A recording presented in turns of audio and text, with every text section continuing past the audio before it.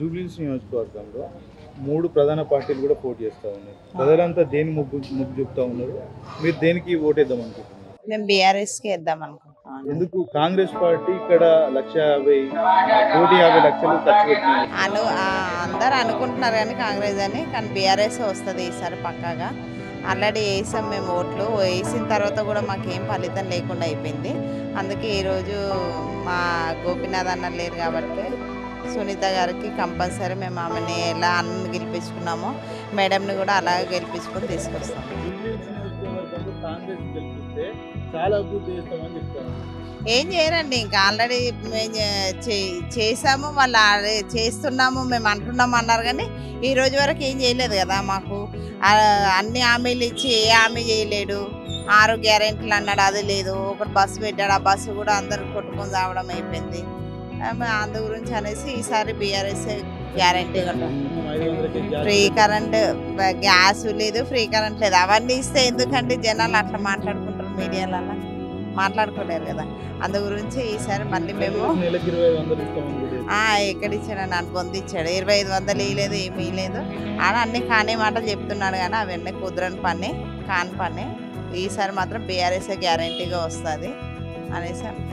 జరిగినటువంటి బతుకమ్మ పండుగ చీరలు ఇచ్చారు. బతుకమ్మ చీరలు వేయలేదు. అన్న ఉన్నప్పుడు, కేసీఆర్ అన్న ఉన్నప్పుడు కూడా మాకు బతుకమ్మ చీరలు వచ్చినాయి. మాకు గోపి అన్న ఉన్నప్పుడు మాకు ఏదైనా బతుకమ్మ సెలబ్రేషన్ చేసుకున్నప్పుడు ఆయన గిఫ్ట్లు ఇచ్చేవాడు. ఆయన ఓన్గా మాకు ఈ డివిజన్ నుంచి, జూబ్లీస్ డివిజన్ నుంచి మాకు ఏది కూడా ఇబ్బంది రాకుండా ఎలా చూసుకున్నాడో ఈరోజు మేడంని కూడా మేము అలాగే తీసుకొద్దాం అనేసి ఆమె నుంచి మేము వస్తున్నాం. కాంగ్రెస్ నుంచి అయితే మాకు ఈ రోజు వరకు ఒక్కటి కూడా, ఒక్క గ్యారంటీ కాదు కదా, ఒక పథకం, ఒక చీర కానీ ఏది కానీ ఇప్పటి వరకు ఏది రాలేదు మాకు. కాంగ్రెస్ పార్టీ అభ్యర్థి అసలు ఆయన సీఎం అన్నది కూడా మాకు ఆ పేరు ఎవరు, చిన్న చిన్న పిల్లలు కేసీఆర్ అంటే అంత మురిసిపోయి చెప్తున్నారు. సీఎం అంటే ఎవరు అనేసి అడుగుతున్నారు. ఇప్పటి వరకు ఆ సీఎం ఎవరు కూడా మాకు అంతవరకు రేవంత్ రెడ్డి అని అంటున్నారు కానీ అది ఎవరో కూడా మాకు తెలియదు. ఆ జూబ్లీహిల్స్లో ఉండడానికి కనిపించలేదు కదండి, ఇప్పటి వరకు ఆయన కనిపించలేదు. జూబ్లీహిల్స్ అంటే కూడా ఆయన వచ్చింది పోనీ ఒక్కసారైనా వాళ్ళ మనుషులు కానీ వాళ్ళు కానీ వస్తే కనుక ఇక్కడ ఎక్కడ చెప్పులతో కొడతారని భయానికి అందుకే వాళ్ళు రావట్లేదండి. వాళ్ళు చేస్తున్నారండి, గొప్పగా చెప్తున్నారు. ఇప్పుడు ఇగో చేసిన వాళ్ళు ఎవరు గొప్పలు చెప్పుకోరు, చేయనోడే గొప్ప చెప్పుకుంటారు. వాళ్ళు చేయలేదు కాబట్టి అంత ఎగిరెగిరి వాళ్ళు పడుతున్నారు. వాళ్ళు రారు, ఇంకా అది వాళ్ళకి డిసైడ్ అయిపోయి వాళ్ళు అనుకుంటున్నారు, అందుకే వాళ్ళు రాలేరు అనేసి. కాంగ్రెస్ పార్టీ అభ్యర్థి నవీన్ యాదవ్ చెప్తా ఉన్నాడు, నేను స్థానికుడిని, ప్రజలంతా కూడా నా వైపు చెప్తా ఉన్నారు, నేను కూడా ప్రజల్లో ఉన్నా అని చెప్తా ఉన్నాను.